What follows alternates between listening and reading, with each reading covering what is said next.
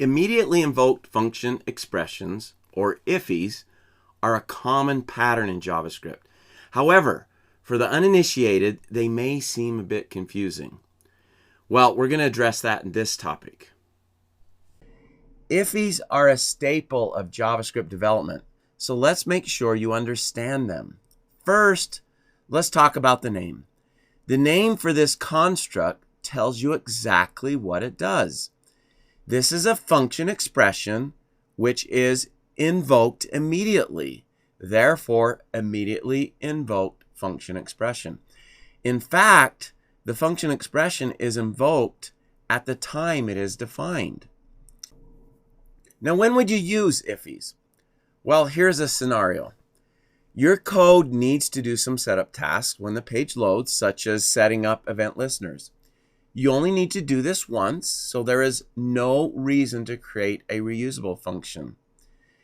And by doing it with an IIFE, you prevent the creation of global variables because it provides a local scope for all of your code that needs to be invoked immediately.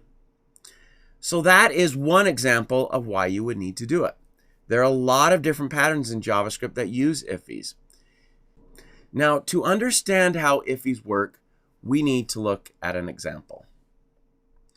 So now let's first set up a very simple function expression. I am simply going to multiply two numbers together.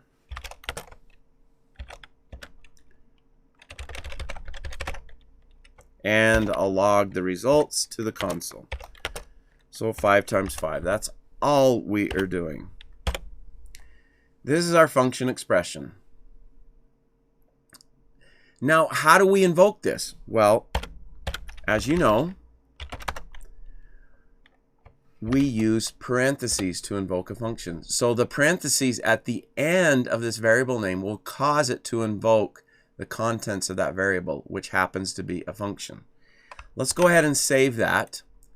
Let me refresh.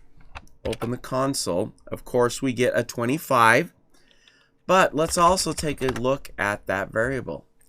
Notice what the variable contains. It contains what we defined in the function. So that's why when we enter the variable and then enter parentheses to invoke, it causes that function to invoke. Now, what if we wanted to invoke it immediately?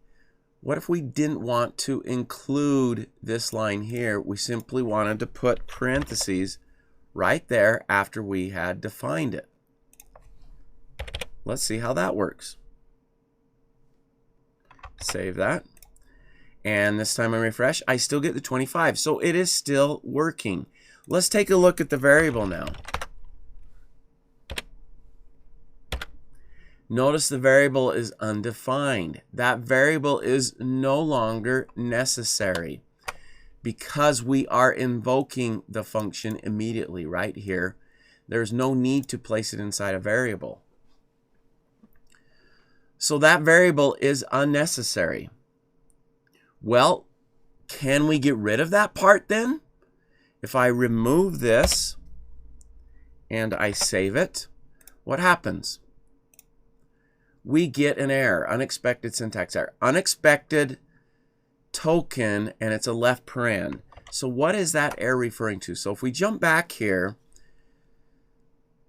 it's talking about this left paren. Now, why would that be a problem? Well, because when the JavaScript engine encounters the function keyword, it assumes we are creating a function declaration. And so the next thing that it should see is a name for that function, not a paren. So when the paren is there, it gives us a syntax error. Well, in JavaScript, we can enclose anything inside of parentheses. And by enclosing this inside of parentheses, it will keep it from being a syntax error. Because the first thing it sees is a paren. It's not going to assume that we are doing a function declaration. So if I enclose the entire thing in parentheses and then save it, refresh, There we have an immediately invoked function expression without the variable declaration, which is what we want. So this function expression is now being invoked immediately at the time we define the function. It creates a local scope for any of the code that's inside the function so that we avoid creating global variables.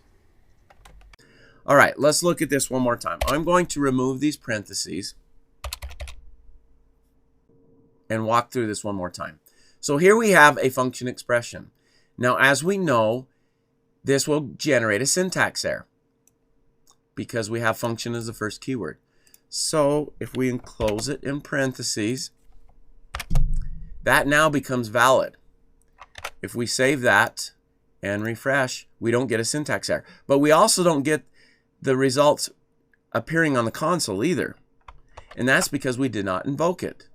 Well, now we can add parentheses to invoke it. And there we go. So this is a second way to create an immediately invoked function expression. We enclose the function expression in parentheses first, and then we put the parentheses to cause it to invoke. So both methods work fine. Some people prefer this. This is actually the structure I prefer. I think it's more intuitive. We're enclosing it in parentheses, and then we're invoking it. Other people prefer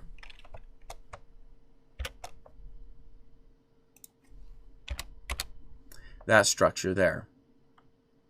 Both work. So you can really choose whichever one you want to do. Now, what if you chose to use an arrow function when you're creating an immediately invoked function expression? What would that look like? Well, let me create the same function, but this time we'll use an arrow function. Fat arrow console.log. Have it produce the same thing. So there's our arrow function. We can now enclose that in parentheses and then invoke it like that. So that's how it would look as an arrow function. I actually prefer the traditional method. I don't know if that's because I'm used to it or not, but I feel it communicates better that this is an immediately invoked function expression so that we can see immediately, oh, I know what this is. I know what this is going to do. I just feel it communicates better. That's why I prefer that. But this is how it would look with an arrow function. So that is immediately invoked function expressions. That is how it works and why it works in JavaScript.